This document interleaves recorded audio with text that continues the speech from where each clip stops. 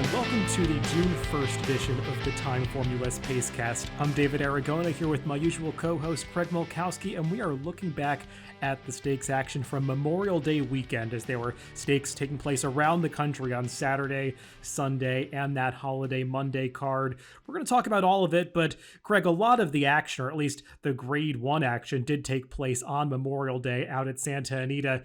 Not the biggest fields, not a whole lot of shippers, but all three of those races that we're going to start off with were dubbed as Grade 1 events by the Graded Stakes Committee, and they earned some nice speed figures despite the fact that the races did not come up that deep from a quality standpoint. Yeah, I was actually at Lone Star, and I did get to watch all of these races. We had some upsets. I think we saw some pretty good performances, but yeah, these races, I'm not sure they really match up to the grade that they're given right now. Yeah, it's kind of one of those things that has been creeping up on us for a while, what's going on in California racing. I know we haven't talked about it in depth on this show, but watching that Monday card and kind of going into it, looking at how the races came up and just noting the dearth of shippers from the East Coast and the impact that it had on the field sizes, and just knowing how some of these races have come up in the past, it just felt like these were especially hungry fields, at least to me, kind of watching how these races came up. We'll start talking about the Grade 1 Hollywood Gold Cup, still dubbed as the Hollywood Gold Cup, even though it's taking place at Santa Anita. And this was one of the more surprising upsets, Craig, as there were two established favorites in here, Royal Ship and Stiletto Boy. Both of them come up with disappointing efforts, as there goes Harvard, who really had no graded stakes experience coming into this race. Just a horse in really good form who I guess caught those two favorites at the right time and was able to get the job done. Yeah, I don't want to knock There Goes Harvard at all. I mean, we were talking about the quality of the field not being as strong, particularly when the top two didn't run. But I thought he ran a pretty good race. He got a 126 TimeformUS speed figure. It's about, I don't have official. My assistant will send it later today.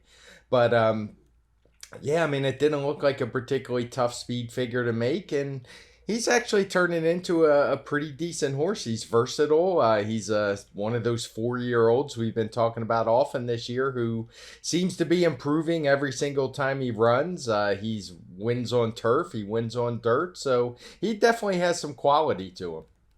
I know you talk sometimes about the main track at Aqueduct in the wintertime, how it can produce these big speed figures that you don't really trust. Sometimes you don't expect horses to run back to them. I kind of get that same feeling with the main track at Santa Anita for the past few years, Craig. We see some horses post these gigantic speed figures at times. They're not always predictive moving forward. I mean, I'm thinking particularly of Stiletto Boy when he earned that 134 last time in the Californian. Just kind of felt like that number came out of nowhere. He was not able to get anywhere near it here. I know some people might say, oh, he just bounced off that performance. I'm not the biggest proponent of that theory, but it does feel like sometimes we see these huge numbers posted at Santa Anita. Maybe it's just a product of small fields, horses getting perfect trips, or riding a track that can be somewhat speed biased at times. But I don't know. I don't totally trust the numbers that we see come out of that track out west. And not saying that you should necessarily knock There Goes Harvard. He's clearly a horse that's improving and is at good form right now. But I'm not sure that I would put as much stock in this 126 as I would a number that was earned looking similar on the East Coast or in the Midwest. Yeah, I would agree. And part of it, I think, does have to do with the small fields. I mean, let's face it, horses are going to encounter less traffic and almost always get a good trip when you don't have to deal with other horses. Not only the traffic aspect, the pace doesn't often develop in these races. And There Goes Harvard. He just had a really good trip. As we said, the other two, Royal Ship and Stiletto Boy, didn't show up. I'm with you. I'm not a big proponent of the bounce theory. There was nothing to me that said Stiletto Boy shouldn't run his best race, but he's been kind of an enigma. He seems to run really good races at times, but that race last time did come out of nowhere. It was where he showed newfound early speed. He had never really been a front running type, and he did that day. Maybe that led to it, but he ran into a horse who's been a pretty fast sprinter and defunded and just couldn't get in front of that one early, and I guess that made a big difference for him as well. And Royal Ship, championship. I'm not sure what happened with him. He had run a couple 130 type numbers back last year around this time of year in the late spring. Looked good in his return from the layoff. If one horse was going to be the kind that I would say maybe he bounced a little bit, it would be him, because he was the one who was second start off of a pretty long layoff. So that is the one time I personally give the bounce theory a little bit of credence.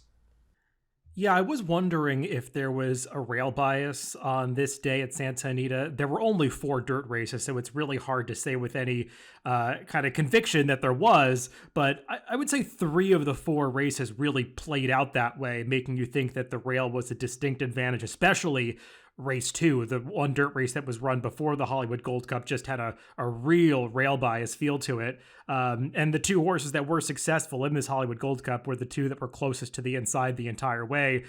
With the 2 favorites not showing up, it kind of makes me think that a little bit. It's maybe something that's worth bearing in mind moving forward as these horses run back. But yeah, I don't want to take too much away from the winner, because he's obviously a horse that was doing well coming into this race. Just kind of surprising that both of those favorites failed to show up with anything close to their best efforts. Let's move on to another one of the Grade 1 stakes from that Monday card at Santa Anita, moving back over to the turf course, the Grade 1 Shoemaker Mile. Craig, to me, this one was the race that really I found surprising that nobody shipped out west to contest this one. Often Chad Brown sends a horse out, some East Coast trainer. Wasn't the case this year. The 2 mainstays in California going a mile, Count Again, and Smooth Like Straight faced off here, and kind of felt like Phil D'Amato entered a rabbit to upset Smooth Like Straight, and I think the plan worked. Yeah, I would say it definitely did work. Smooth Like Straight, as much as I like him, he's a really cool horse. He's not exactly the strongest finisher. Even when he has things his own way up on the front end, he doesn't often finish off his races, especially in top class. He's had a lot of these second and third finishes, and he was beaten pretty decisively here. The rabbit did his job. Some horse named Dance Some Mo softened him up. I don't even know if it mattered. Count Again's just a really good horse who doesn't always run his A game, but when he does, he can be really good. And he was really good on this day. Again, it was a pretty small field, didn't have to deal with a lot of traffic, and he's going to get around the same 126 type speed figure that There Goes Harvard got for his effort. Yeah, I agree with you. I mean, I've always been a fan of Count Again. I'll take any excuse to bet this horse. He's just got a really strong late kick on him, and when he gets the right pace set up, he's just a really fun horse to watch close through the stretch, and that was the case here. Got the pace ahead of him. Irad Ortiz could just sit in last, unbothered, know that what he wanted to see was playing out on the front end, and he got this horse in gear earlier than some riders have in the past, which I think was really the key, because he was in position to stalk and pounce on Smooth Like Straight by the time they got to the quarter pole. And there was no way that Smooth Like Straight was going to hold off the kind of late run that Count Again can produce when he was that close to him with just 2 furlongs to go. So I agree with you there. Smooth Like Straight, he's a really cool horse. He just always shows up with a solid effort, but not the most reliable win candidate, often settles for minor rewards, and that was the case here. Count Again, though, he earned, I think it was a similar 126 number. That's got to be close to his best, and he's a kind of horse that I do like going a little bit shorter, because he's often more likely to get the pace setups that he needs in those shorter races, so I'd like to see them stick to a mile with him moving forward. I agree, and I like the rabbit thing as well. I don't think we use it enough in this country, particularly on the turf courses, and I think it made for a better race. It's interesting. Smooth Like Straight, I think his last win actually came in this race last year. He's had nothing but mostly seconds and a close third since then. So yeah, good horse, but I think the best horse won this race despite what the odds said. Yeah, we should mention both of those 2 races that we talked about so far were won by jockey Irad Ortiz, who had a big day out in California on Monday, taking down both of these Grade 1 stakes. Not quite able to sweep all 3, Craig, as he got beat by a half length into second on Going to Vegas in the Grade 1 Gamely. Another race that's designated as a Grade 1. Not exactly a grade one field, as this was the one race on the card that featured a notable shipper in Ocean Road. And I say notable in the fact that she's going out for a hot barn in Brendan Walsh, but she wasn't exactly coming in with the strongest stakes credentials, having won an allowance race at Keeneland in her last start. But she was able to beat those two big West Coast names and going to Vegas and going global, and ran right by them in the stretch without getting a great trip. I mean, she had to go wide into the lane and was just flat out the best horse. Yeah, she's solid. I don't want to get too carried away. I think by now we know what we have in going global and going to Vegas. They're decent, but in no way is this a grade one race. It's they should make a new designation. They used to do the grade 1C for Canada. Maybe they want to do that for California, particularly on the turf, because as you say, Ocean Road, she's fine. She's a good horse. I mean, it was only her third start in this country, and now she's won two of them. But it's not like she's running particularly fast races. She's only going to get around the 116 for this win, which is, even for fillies and mares, that's well below par for a grade one. Maybe she could have ran a little faster with a better trip, but she would still have to find a lot more to win a grade one race back east. Oh, I completely agree. And I wasn't trying to talk up her performance too much. I was more trying to say that she was superior to going to Vegas and going global, who are considered two of the, best filly and mare California turf horses. And she kind of put them in their place, especially going global, who I think a lot of people expected would be able to compete against some of the East Coast horses. And certainly not the case of Ocean Road beat her in this race. So maybe she didn't come with her best effort here, going a mile and an eighth. Going global might be better, going a little bit shorter than that. But this was not one of her best efforts here. And Ocean Road, we'll see what she does when she comes back east. But I kind of agree with you. She's probably not a true grade one horse. Let's move on to some of the other graded stakes that took place a little bit earlier in the weekend at Santa Anita. On Sunday, they ran the grade 2 Triple Bend. Bit of an upset here, Craig, as the heavy favorite Brickyard Ride not able to continue his hot streak as he just put forth an inexplicably poor performance, something that we've seen him do before. He regressed in this race, kind of opened it up, and American Theorem, who wasn't coming into the race with particularly strong form, clearly appreciated the turn back in distance. Yeah, this one surprised me a bit. This one stung a little bit as a bettor because I actually bet the runner-up in this race, Principe Carlo. And just I thought his last race was pretty legit against Cezanne. And we've talked about Brickyard Ride before. Fitting he should run. It was Indianapolis 500 day, I believe, on Sunday as well. But he was a horse who... I posted his PPs on Twitter when he doesn't get the lead or get a clear lead. And it isn't often, but when he doesn't, he throws in some clunkers. And he's just a horse who that's the only way he's going to win. You got to let him run. You got to let him open up on the field and hope he hangs on, because any pressure and he just folds up like a cheap suit. And that's kind of what happened here. I mean, Principe Carlo put him away pretty early, actually. I mean, he looked done before they even got to the stretch, was game to the wire, but he wasn't able to hold off American Theorem, who found that old form that he had. I mean, I remember when he was a really promising 2-year-old and never really delivered on that promise. I mean, he's been okay since, but he'd been in terrible form of late. So I'm not sure where this race came from exactly, but he's going to get about a 119 speed figure for the effort. Definitely below par, even for a grade 2 for older males. But that's how the sprint division's gone. I do think we have some better sprinters this year who have been running some faster figures than we've seen the last couple years. So I'm not sure how this would translate or carry if he was to ship this horse. But George Papa, I can never say this, Papa Radramu. I always mess that name up. But he's had this horse a long time, got him in good form for the win here. Just not sure what to make of this race. I would say that you backed clearly the best horse in here as Principe Carlo. I mean, he put away Brickyard Ride, and he was really trying to win the race coming down to the wire. He was coming back on American Theorem and almost got back up to post the upset here at a slightly higher price. I mean, they were both 13-1. I think Principe Carlo was at a couple more dollars, a couple fewer dollars bet on him.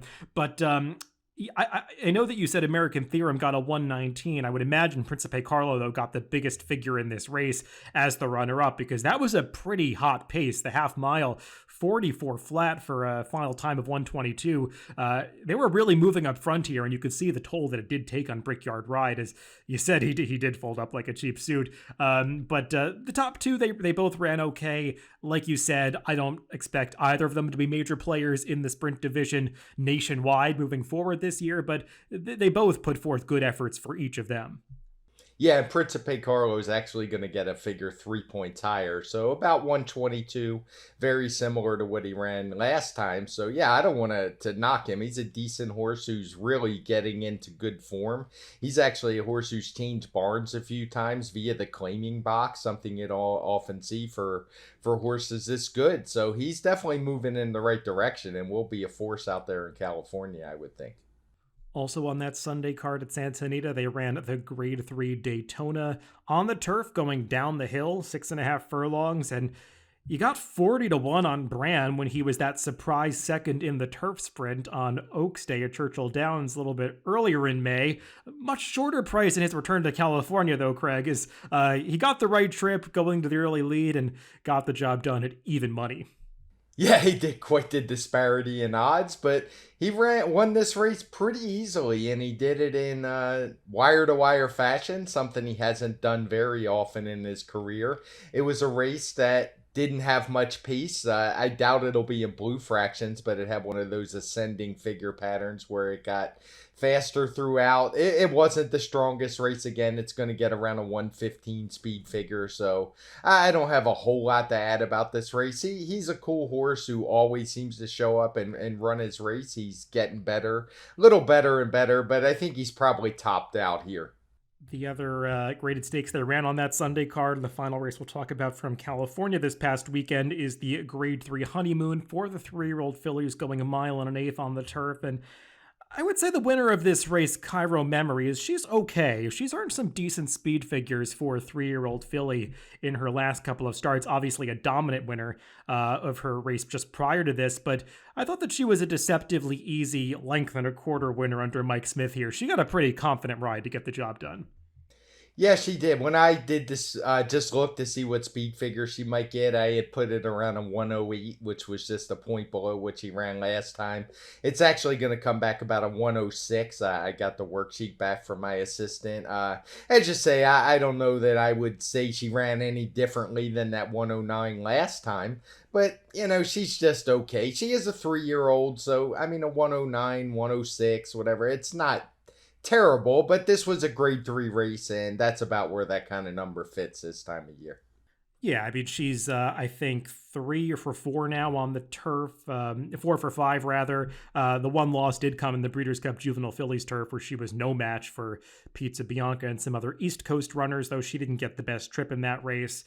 But clearly she's better than what she's running against in California right now. Let's move over to the East Coast and stay on the turf and talk about some 3-year-olds that ran on that surface last week in Stakes Company, beginning on Sunday with the 3-year-old Colts and Geldings running in the Paradise Creek, going 7 furlongs. And the winner of this race, Craig, Big Invasion, he might be pretty good. He's run some big speed figures in basically all of his turf races, proved that he's not some 5 furlong specialist because he had no trouble stretching out to the 7 here, and gave the impression that maybe even a mile might be in his scope. Yeah, he's actually pretty good. It's just that you don't often see speed figures. He's running the 1 teens a few times. He got a 112 for this win. I think this was his 4th win in a row.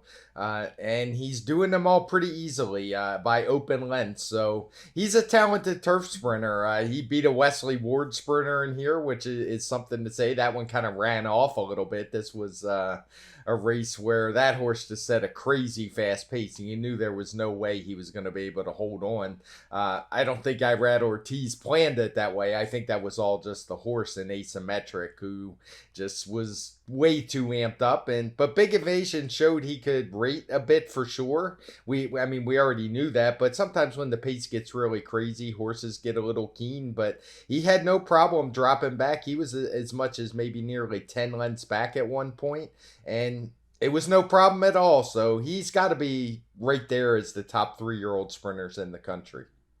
Yeah, I feel like maybe something's going a little wrong in the algorithm for this race, that asymmetric is getting no pace upgrade. I mean, that 158 opening quarter is insanely fast for the 7 furlong distance. And it seems a little weird that the third place finisher is getting a bigger pace upgrade than he is when he was 6 lengths behind him at the opening call. I mean, maybe we're just capping it at a certain point, but it feels like he's getting no pace upgrade at all. And I mean, not that he should necessarily get a bigger figure than Big Invasion, but I thought the runner-up asymmetric ran a deceptively strong race here, because that was a crazy pace that he set, and he was still battling on at the end of the race. I mean, most horses would just plummet to the back of the pack after running off like that, but he was really trying, and that's a horse that showed Group 1 potential as a 2-year-old, and he might be a pretty good horse for Wesley Ward. I'm just not sure that I'd want to see him go as far as 7 furlongs again.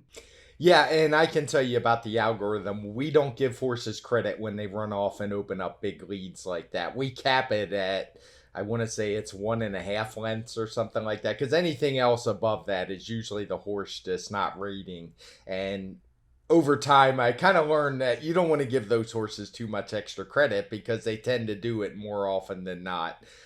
Maybe he could come back and rate a little better, particularly at a shorter distance, and run better. But that's the reason for that, why the algorithm works that way. On Saturday's card at Belmont Park, we saw basically the female division of this race, the Soaring Softly, same distance and conditions, just this one's pegged as a grade 3 event, and I could see why. This one actually drew a tougher field overall, or I should say a deeper field. The Paradise Creek was of slightly higher quality, but the Soaring Softly dinged a little bit when the morning line favorite Haughty came out. It would have been interesting to see her come back as a 3-year-old, but she did not play, made things a little bit easier, and Wesley Ward, he got the money here with Shardy Party, who had shown some talent in her debut at Keeneland. Not quite as visually impressive this time, but she nevertheless was able to grind out this victory and take her career record to 2 for 2. Yeah, she looked good doing it. It's not the most impressive race speed figure-wise. She's only going to get a 99 for the effort. She's not your typical Wesley Ward in that she seems to come from well off the pace. And, she ran okay. I'm never going to get too excited by a 3-year-old running 99 in nearly June. So it was just okay. The disappointment in this race had to be near Dairy Nane, who just didn't really live up to what she had shown in her last couple. I know you had some reservations about her going 7 furlongs. Do you think it was the distance here that did her in? Yeah, I think you have to point to that as the excuse. She got a pretty good trip. She was closer to the pace than you would have expected her, but I think that was the right call because there really wasn't much speed at all in this race. The one horse that looked like she had any speed was another scratch from here. So they didn't move that quickly up front, and she was in good position. She just lacked any of the stretch kick that we had seen from her in shorter races. So it feels like turning back in distance to those 5.5 furlong trips is really going to be what she wants moving forward. The winner ran fine. I thought that, the second and third place finishers, they also did okay. Breeze Easy making her first start in this country for Christophe Clement. She could do better. Sail By, who I liked at a bit of a price, she hung in gamely, and I thought for her ran a really nice race, but just not quite as good as the winner.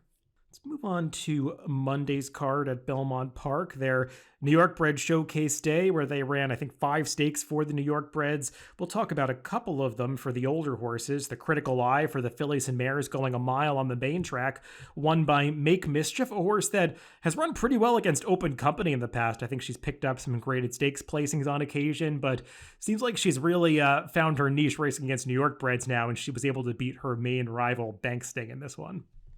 Yeah, it was a good effort from her. She had been moved up into Open Company, tried the grade 2 roughie in, and not surprisingly regressed a bit. But she looked pretty good on Monday. She ran a nice figure for the race. She's going to get this. These are official, the ones from New York, by the way.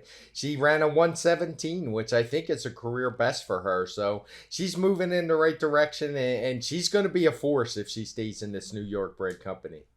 Yeah, I wasn't really sure what was going on with Bank Sting in the early portion of this race. She's a horse that has plenty of tactical speed, but for whatever reason, she was taken much farther off the pace than I would have expected, and this is a race where all of the fractions are color-coded in blue, and the TimeformUS PPs, they really kind of crawled through the opening stages before coming home pretty quickly, and I mean, you could see Bank Sting was coming across the wire, like she finished up the race with something left in the tank. Not really sure what was going on there. I don't know if the result would have been different if she had gotten more of the kind of trip that Make Mischief had.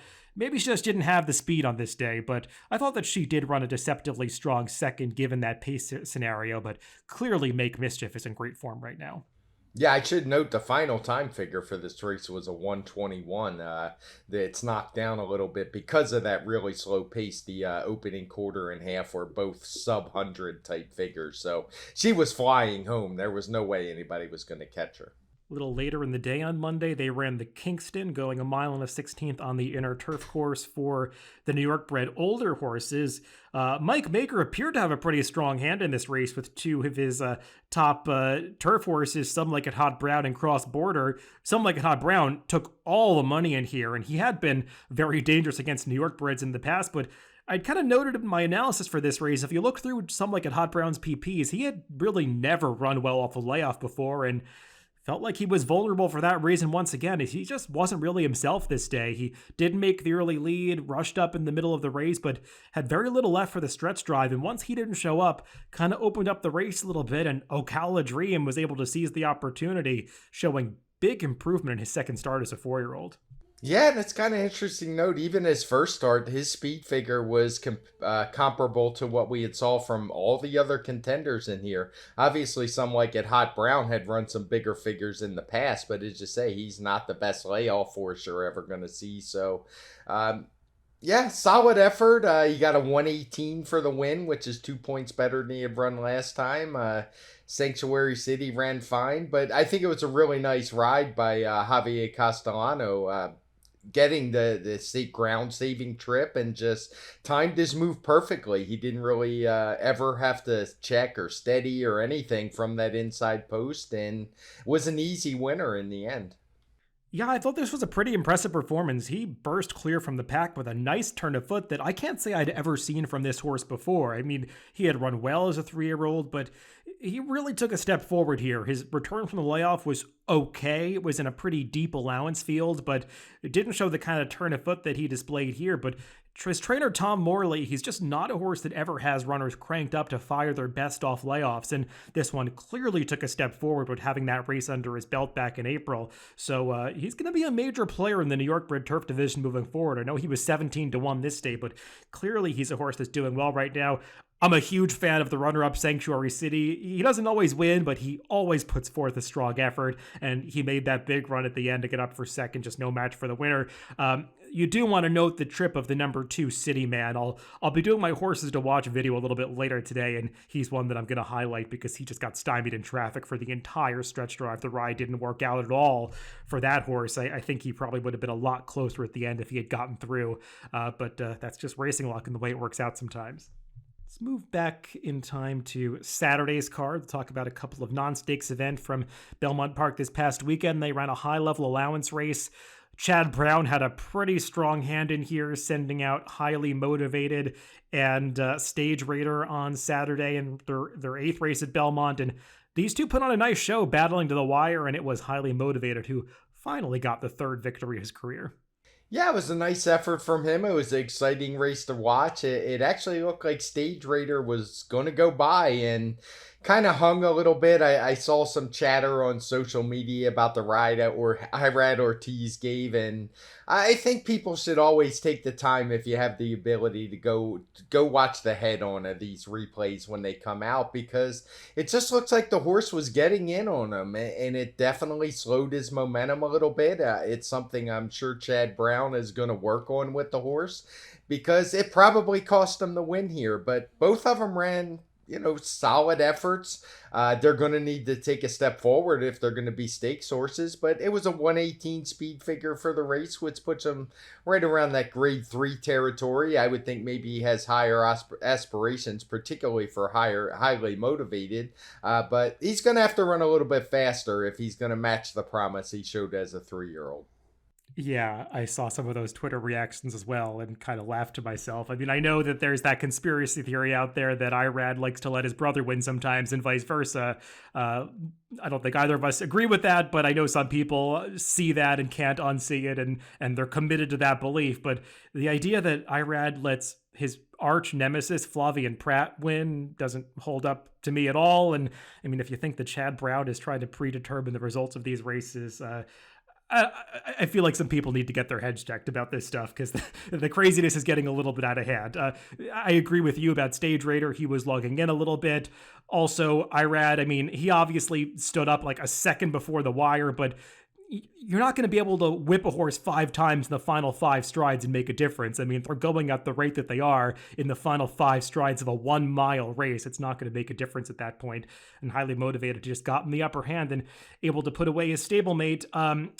I thought that both of these horses, though, Craig, just a little bit underwhelming. They both are horses with a lot of potential. I didn't necessarily see either one take a big step forward here, and given the pedigree on Stage Raider and the previous exploits of Highly Motivated, finishing that close second to Essential Quality, you want to see one of them run a speed figure in the 120s to maybe say that they could be graded stakes horses, but neither one's really getting there just yet. Yeah, that's exactly the point I was getting at. I mean, Highly Motivated ran a 120 in the Bluegrass in the spring of his 3-year-old season. This is second start as a 4-year-old. You want to see him running faster at this point, and we're not seeing that. So maybe he's got another forward move in him, but it's not something I'd want to make a bet on. Let's finish up the Belmont action by talking about one more race from early in the week on Friday, actually the first race of the week, that opener Friday for the 2-year-olds, a 5-furlong maiden event. And this one was won by the Todd Pletcher trained first-time starter Forte. And I think this is the first 2-year-old that we're talking about on the Pacecast, Craig, and a fitting one because he was the most impressive that I've seen so far. An easy winner by open lengths here, and I thought ran a pretty professional race for a first-time starter. Yeah, as a speed figure guy, I was just happy that they ran enough dirt races and dirt sprints on the card that I was able to make a speed figure, because that's not always the case. He ran 100 speed figure, which is obviously really good for a 2-year-old this early. We don't see that very often, and not just that, it's the way he did it. A lot of times we see these 2-year-olds win and they just leave the gate, go wire to wire, blow the field away. And he was actually able to track off a pace which was moderate at best and just was flying through the lane. I mean, I thought I was really impressed by what I saw. It's a little tough for me to get too excited about 2-year-olds in May. The way the game is played this year, we don't often see the best horses on the track, but this one definitely showed some ability. Yeah, a lot of people were comparing this horse to Witt when he won his debut around the same time last year. I would say, if I remember correctly, this horse got a much higher speed figure than Witt did. I think Witt got maybe a 90 TimeformUS. Forte got a 100 here, which is a really nice number for a 2-year-old in late May. And Todd Pletcher's already said they're going to target the Grade 3 Sanford on opening weekend at Saratoga as this horse's next race. And based on this debut, he certainly belongs in that spot and probably would go favored. Let's move on to Churchill Downs, where they ran a couple of stakes over the weekend. The one graded stakes was on Monday, the Grade 3 Winning Colors, won by Sconsin. Greg, pretty workmanlike score. She got the job done here by just under a length, but I mean, the final time of this race was in the low 108s, and the speed figure kind of says to me that this was a wickedly fast track on Monday at Churchill Downs. Yeah, it was a very fast track, and there wasn't a lot of pace in this race. We have all the fractions coded in blue.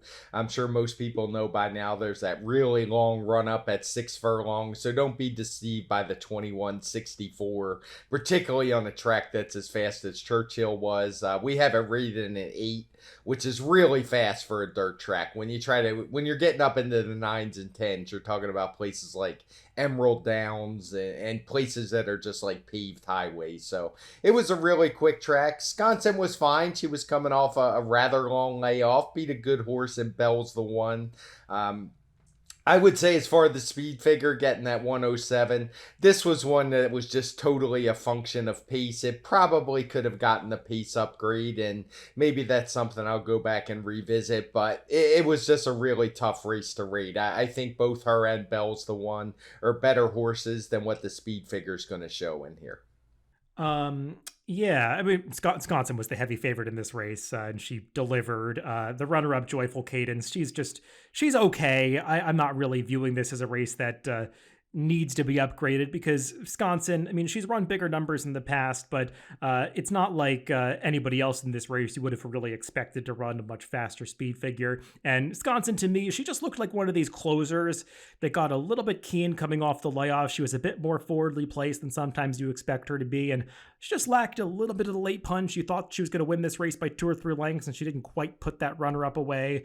But she ran okay in victory, and I assume that she'll move forward for having this run under her belt because she hadn't raced since last September. Yeah, and I had the wrong chart in front of me. I was looking at the prior race. This one was actually a 9 on the track, so that does show you that's about as fast as you're going to see. I'm not sure if we've ever even had a 10 on the dirt. If we had it, it's at one of those crazy fast tracks like Emerald, like I mentioned. And yeah, looking at it again, this one actually didn't get the pace upgrade, and it's just for the reason you mentioned. None of the other horses are really have ever run faster than what they ran in this spot. We did see a bigger speed figure over the weekend in the Kirtana Stakes on, I want to say, Saturday. I'm losing track of when all these races were. This one was going the 1.5 mile distance at Churchill Downs on the turf course, and Temple City Terror winning this for the second year in a row. Not a horse that I would say is a true grade 2 or even grade 3 performer, but seems like she really likes this Churchill turf course, and added distance, it does work for her. They tried running her shorter in some stakes in the past, hasn't always worked out for her, but clearly this race agrees with her. Yeah, I think the 1.5 miles is right up her alley. She got plenty of pace to run into. The fractions are coded in red, and it just set up really nicely for her. She got a 118 speed figure, and a lot of times something that gets overlooked is that distance angle. And if you look through her PPs, her best races and her best speed figures come when she gets to go 1.5 miles. So I don't know how many options are out there, but I mean, I think she could contend in like grade 3, maybe even a weak grade 2 with those kind of numbers going the longer distances. Now, for me, the most interesting race of the weekend at Churchill was an allowance race on Sunday, won by a different Brendan Walsh trainee, Brendan Walsh being the trainer of Temple City Terror, but I thought he sent out a more impressive winner in Flirting Bridge, who won race 9, an allowance race, by over 5 lengths. You don't often see margins like that on the turf, and the way that she did it was just dazzling. I mean, she was last at about the 3/8 pole, made this huge run past the entire field in the span of about 3/16 of a mile, and when going away, I would imagine that this horse is going to have some graded stakes in her future. Yeah, she looked really good. This was one I didn't see live. I had to go back and watch it. And yeah, this was an impressive one for sure. I mean, she went from last to first and seemed like a blink of an eye. She's going to get a 115 speed figure for the effort. So really solid. And I wouldn't be surprised at all if there's more in the tank. Just definitely, you just say this is a replay people should go watch. Yeah, and we didn't mention that was the first start in the U.S. for Flirting Bridge, so she's definitely one that could have upside, might do better with subsequent starts in this country. And it's also worth noting the runner-up in here, Flown, is the horse that was second by a nose to Ocean Road in her prior start at Keeneland, and Ocean Road is the horse that just came back and won the Gamely, which we talked about a little bit earlier in the podcast. So Flirting Bridge beat that same horse by 5 lengths, though it should be noted when you watch this replay, something weird happened to Flown in the final 1/8 of a mile. It looked like she took a very bad step. Frankly, it almost looked like she was about to go down. She really lost her action. You could see it on the head-on replay. Somehow recovered and was able to finish off the race. I guess everything was fine with her, but that exaggerated the margin of victory a little bit. Flirting Bridge probably would have won by 2.5 or 3 lengths if that hadn't happened to Flown at the end. But still, the winner, very impressive, and a horse that I think you'll see in stakes next time. Let's move on over to a couple of other venues that I don't think we've talked about too much on the podcast as of late. In New Jersey, they ran the Cliffhanger Stakes over the weekend at Monmouth. A pretty good field assembled for this one, Craig, but featured a pretty fast pace that came apart, and that allowed Kentucky Ghost to get the job done here. Again, closing from last to first. Yeah, it seemed to be a theme this week, and Kentucky Ghost ran fine. They got a 116 speed figure for the effort. The Cliffhanger, I don't believe it's a graded race any longer, so it's a figure that kind of fits. I'm not sure that I'd see any of the horses in here as jumping up in the graded stakes type company, but he ran fine. I guess the interesting thing about this performance is Kentucky Ghost is one of those horses that had been a complete no-show in the Turf Classic on Derby Day at Churchill Downs. I know there was a lot of discussion about the turf course that day, it not favoring certain paths, some horses just completely not handling it. Kentucky Ghost, obviously one of those, but he came back no worse for the wear just 3 weeks later and was able to deliver this, probably the best performance of his career, to get the job done in the cliffhanger. So, definitely some of those results on the turf from Derby weekend you might want to view with a little bit of skepticism and be forgiving of horses that didn't show up in those races, because clearly something was going on with the turf course that horses just weren't handling. Yeah, and I think that's two winners who ran near the back of the field. Kentucky Ghost was actually last. Busy Channel already came back to win with a nice speed figure. So yeah, I remember that was a tough speed figure to make. So in addition to looking at horses that didn't run well, I might view the ones who did with a little bit of skepticism too, like Santine and Mira Mission, who kind of ran away from the field and got big figures. But as you say, sometimes it's hard to quantify these things, but that was definitely a weird course that day. Yeah, I agree. It's just a race that you might not want to put a whole lot of confidence in moving forward. Before we move on from the cliffhanger, I should just mention the runner-up here, Win From Within, ran a big race because he was up there setting and contesting that fast pace and was battling on all the way to the wire. He's a horse that had shown potential for Todd Pletcher as a 3-year-old, went off at a big price this time, but getting back on the turf, it seemed like he took a big step forward now that he's a 4-year-old, I believe in Jorge Delgado's barn. So definitely a horse that I think might be worth following moving forward. Yeah, and he actually got a point higher speed figure. He's one that did get a little bit of extra credit for the pace. And the opening was really quick. He ran a 174 opening quarter mile, so really fast early. Finish things up with a rare trip down to Texas to talk about the Steve Sexton Mile at Lone Star. This one going a mile on the dirt course. Few shippers in this race, but it was Steve Asmussen who seems to have a presence at all of these tracks through the Southwest. He got the job done here with Silver Prospector, a horse that I know you've liked in the past, Craig. Hasn't been in the best form lately, but got back to one of his better efforts here. Yeah, I actually did bet him this day. I have to say, thanks to, I met Nick Tamaro for the first time. We hung out for a bit. Oh, nice. Yeah, we hung out for a bit on the day. And one thing I wanted to mention about this card, not just this race, but the whole card in general. If you watch the race and see Silver Prospector's trip, you may be tempted to upgrade him because he was basically 4 or 5 wide around both of the turns, was able to sweep by. But Nick kind of pointed out pretty early on the card that he thought the rail wasn't the place to be. And I think that really played out as you watched throughout the day on the dirt. And if you go back and watch the replays, that it was a day where you're probably going to want to bet back some of the rail horses and give them some excuses. So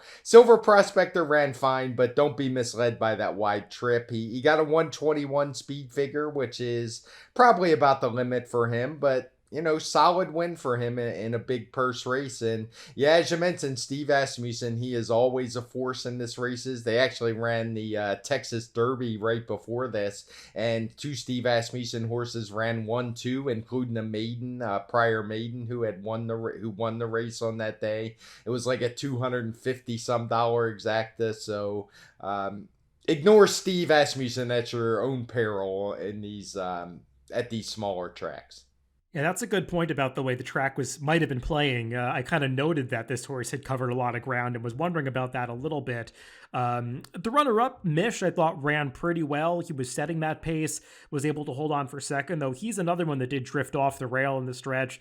I guess the minor disappointment was Shaz, that former Bob Baffert trainee, now running for Sean McCarthy, who shipped out from the West Coast to finish third in here. Just a horse that hasn't really gotten back to that impressive debut speed figure that he put forth. Others from that debut have run back to that number, but him, the winner of the race, hasn't quite done it yet. Not that he ran badly here. I mean, he's obviously a good horse, just hasn't really taken the step forward that you might have expected given the way he started his career. Yeah, he just ran okay. He was a lukewarm favorite in here at 2-1 and actually ran his best speed figure since that maiden win, but just not good enough to beat a pretty quality field here. Mish definitely took a jump forward. We saw a lot of horses we had seen at Oaklawn, like Popular Kid and Rated R Superstar, who just weren't able to get the job done. Probably a little too short for them at just a flat mile. But yeah, solid enough race, worthy of its grade 3 status. And I think it's about the third or fourth time I've actually went. And if you ever get the chance, get to Lone Star because it's a really nice facility. You can see, I doubt they're going to host a Breeders' Cup. Probably anytime soon, if ever again. But you can see why they did because it's a really nice facility. They keep up. It's just always a fun time there. Well, glad you had a nice time down there on Monday. I did take the trip out to Belmont on Monday's card and enjoyed that New York Bred Day. Just cool to see some of those horses that you follow throughout the winter get their time in the spotlight. So always nice to take in some live racing. And I'll be looking forward to a little more of that Belmont Stakes Day, which is just about, 10 days away at this point. It's really creeping up pretty quickly at final leg of the Triple Crown. So looking forward to that, but still have another forecast to get to before we tackle those races next week. Craig, I was looking ahead a little bit. Seems like Churchill Downs carded a pretty nice card for Saturday, so maybe we'll take a look at that at the forecast when we record in a couple days on Friday. Yeah, sounds good to me. I haven't looked that far ahead. I wasn't sure who was running the card, but I see the PPs are out. I see a whole bunch of stakes races, including a couple graded stakes, a couple grade 3s in there. So yeah, why not? Churchill sounds good to me. Well, everybody, thanks for listening to this Pacecast. Remember, you can always catch these podcasts on DRF.com, Apple Podcast, Spotify, and YouTube. Wherever you get your podcast, just make sure to subscribe to the Daily Racing Form channel. Thanks for tuning in this week, and make sure to catch that TimeformUS forecast coming up later in the week.